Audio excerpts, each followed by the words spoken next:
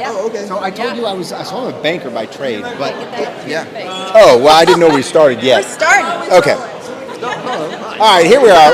Hello. We've got make sure I say your last name right, Kip, Sure. please. Konwiser. Konwiser. We got Kip Konwiser, and you're the producer of this movie, correct? I am. You're correct. All right. Yeah. So what's it like to invest in a film in Oklahoma? Oh, it's a great choice. Oklahoma became a character in this movie.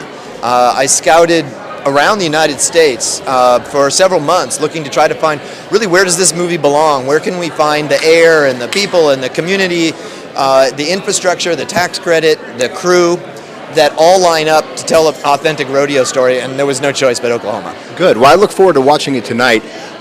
Were they easy to work with? I guess that would be my question, because you have a lot of experience and you've done a lot of films. So what was your experience in the state of Oklahoma in terms of ease of doing business? You know, I've done a lot of films in a lot of different areas, and you plug into an existing community when you come from out of state.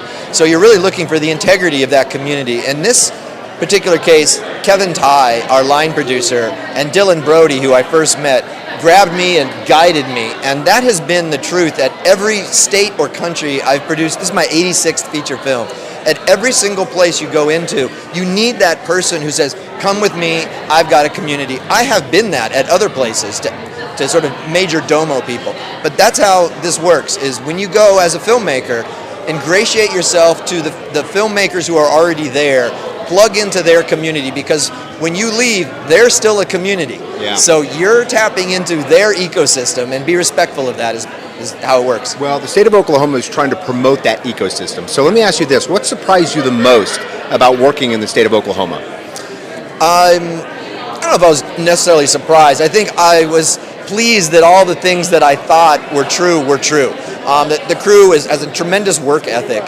That the equipment and the functionality of our film was top-notch. We have an A-level director here, Jon Avnet, done nothing but studio films. It's really important that he feel like he's executing on a level he's at, and there was just no doubt about it. So, surprises, there's a direct flight from LA, honestly, and that really matters as a producer. You don't lose people on changeover and weather issues, so that actually is really important. The food was fantastic. I didn't expect that. I just didn't associate Oklahoma with such quality food. We hit the slot perfectly with the weather. We avoided all of the hurricanes, etc. So it was gorgeous every day, really temperate.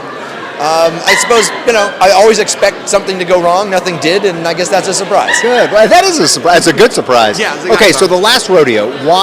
What was it about you why you wanted to invest and make this film happen? What was it about the script and the director? Well, 100% of that starts with Neal McDonough and his wife, Ruve. They are the genesis, literally, biblically, of this movie. They have been our North Star.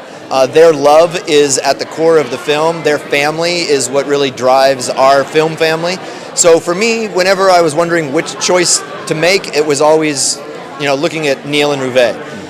Jon Avnet took a great idea that wasn't fully developed and took it to a postgraduate level, which is what someone such as Jon does. It's like shopping at Tiffany's.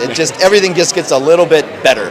And Jon brought the level and quality of execution that this story deserved, and that the love of Neal and McDonough was really all about. So my job was really to service Jon Avnet and the McDonoughs, and I hope I did a reasonable job, but they are the guiding post. Well, I want to be respectful of your time. Thank you for talking with us. One last question, and that would be, what's next for you? Well, I'll tell you, what's next is Angel Studios is behind this picture, and there is no other movie studio at all that has a why and really knows why they're here, why they're doing it, other than making money or chasing a dollar. And Angel has a very clear why, which is to bring light into your home and tell family stories based in faith.